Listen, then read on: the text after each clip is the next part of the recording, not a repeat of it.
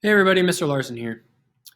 In this video, we're going to be going over and reviewing this idea of isotopes. So in your digital lessons or in your gizmos, you have already interacted with isotopes, with elements, and basically what makes an element what it is. So kind of as a general rule of thumb, this table can help you understand how we get from different elements, how do we get to different ions, how do we get to different isotopes. So if we add a proton to an element, let's say we have carbon-12 and we add a proton, that actually changes the element itself. So it actually turns into nitrogen. If we remove an electron from that carbon, it actually doesn't change the carbon itself. It actually becomes what is called an ion, where you have either a positive or a negative charge associated with that element.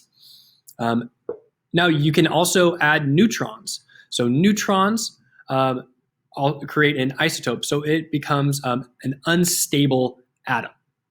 So the more neutrons you add, the more unstable the isotope becomes. So where the element may not change, but the actual nucleus itself is becoming either more or less dense. So some nomenclature. So how do we sort of write this all out?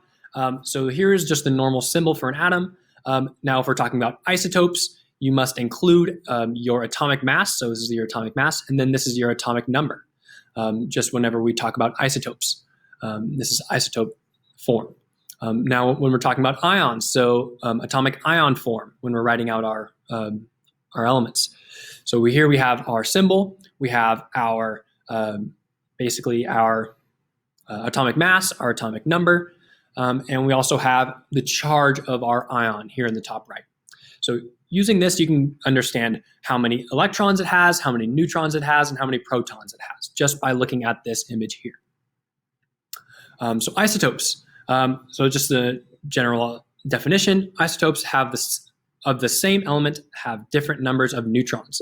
So they are more heavier, they are more dense. In any sample of an element, not every atom will have the same number of neutrons.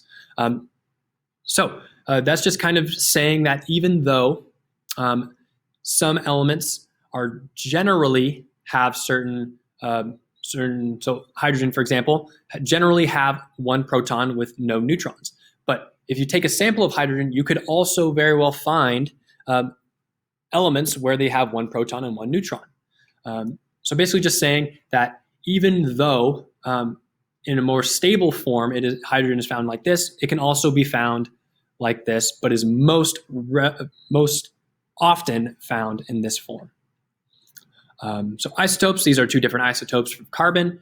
This is the more stable carbon-12, and then here's the less stable carbon-13 where we added one more neutron. So that is isotopes. Feel free to add some notes into your document, and I will see you guys soon.